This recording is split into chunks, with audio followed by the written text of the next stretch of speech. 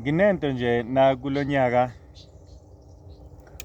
usaphela uya emaphethelweni ukuthi angikhulume ngidlulise bazalwane egameni lika Jesu. Ngicela ukuthatha leli thuba ngibingelele nakuwo lo mzuzu nakuso lesi sikhathi egameni lika Jesu Kristu waseNazaretha. Ngiya-understanda ukuthi abanye bethu baseyinkonzweni kanti futhi abanye bethu kukhona izinto abazenza namhlanje ababhizi ngazo, but nje kunento engifisa ukuthi bandla lenkosi ngidlule kuyona namhlanje ekseni egameni lika Jesu.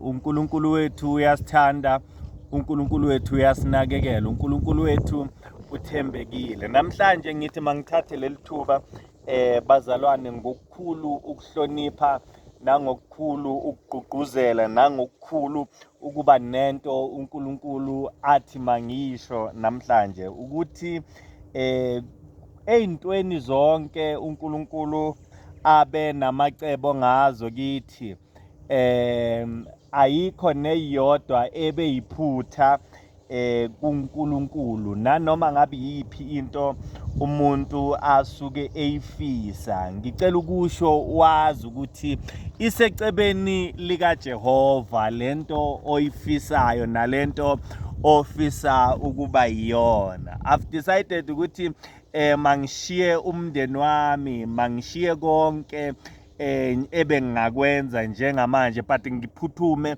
ngizodlulisa lo mlayezo ukuthi incwadi kaJeremiya ikhuluma kahle ithi uNkulunkulu unemicabango emihle ngathi futhi unemicabango okuyiyo yokusiphumelelisa, hayi imicabango yokusibulala. Ngicela ukusho unyaka usuphela ukuthi kungenzeka kube khona into obekade ufisa ukuthi ube yiyo, noma ofisayo ukuthi ube yiyo, noma ofisayo ukuyenza, noma ofisayo ukuba nayo, but ubona amathemba ngathi ayashabalala kwangathi leyo nto angeke ize yenzeke. Ngicela ukuqinisekisa ukuthi khona umuntu wamacebo, khona umuntu owenza izinto ezingenzeki kubantu. uNkulunkulu wethu uthembekile, uNkulunkulu wethu uyaphila. Noma isitha usathane ebhodla okwengonyama efuna angamgwinya, kodwa kuthi akumemezele namhlanje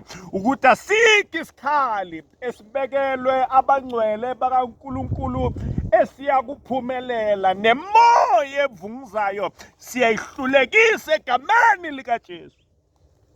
Usazokwenza izinto nabantu bamangala ukuthi lezi zinto zenzeke kanjani. Usazokwenza izinto kumangala omakhelwane, kumangale nabo okhonza nabo ukuthi lento yenzeke kanjani. Usazoba yilento obungacabanga ukuthi ngelinye ilanga uNkulunkulu ngempela usengayenza. As long as you press on, you keep on pushing, uNkulunkulu kunento azoyenza ngegama lika Jesu Kristu waseNazaretha. Ngiyamemeza namhlanje ukuthi uNkulunkulu uzokaphilisa izifo ongacabanga ukuthi akayiphilisa, uzokasukumisa abantu ongacabanga ukuthi akabasukumisa. Romans chapter number 8 verse number 11.